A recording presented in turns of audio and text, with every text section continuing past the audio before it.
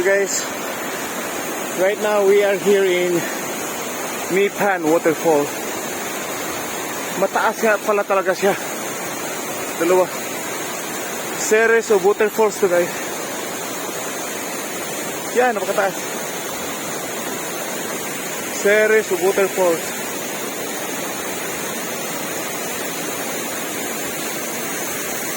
Guys, sobrang taas ito. Sarap paliguan. Sarap paliguan talaga. Yan. Sayang yung mga babae hindi makapunta dito. Oh, ang taas.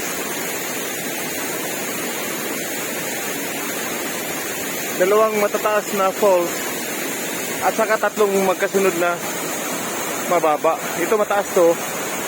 Nasa mga 10 meters. 10 meters high. Yun nasa mga 15 meters high. Ang taas. Ang bagsak ng tubig. Hindi lang maklaro kasi video yan guys. Pero i-zoom natin. Yan. Yan. Ganyan kataas guys. Yan. Ganyan kalaki. Ganyan kalaki ang waterfall. At saka dito sa baba. Yan. Ganyan din siya kalaki. Ganyan kalaki. Tapos aside from this may tatlong maliit pababa. May tatlong maliit. Again, this is Mipan Waterfall in Doy Itanon National Park. Malaki guys, malaki. Mahirap nga lang ang trail papunta dito. Kaya bihirang pupuntahan ng mga turista. Yung mga mostly pinupuntahan ng mga turista, yung mga simpleng trail lang. Yung easy trail. Pero nagsakripisyo tayong pupunta dito guys.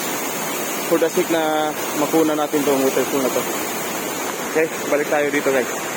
Again, this is Mipan Waterfall in Doy Itanon, Chiang Mai. So, mahilig tayo sa mga ganito guys. We have to appreciate nature, showing God's love to each and every one of us. So, babalik na tayo guys. Babalik na tayo. Okay? Buti na lang, hindi tumuloy yung mga babae. Mahirap sa mga babae dito. Mahirap.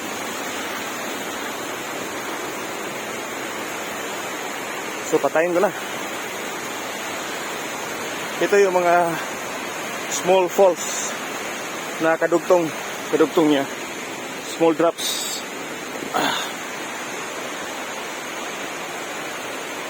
Okay, that's all for now. God bless everyone. Keep safe. Thank you. Campus Creed. Signing off.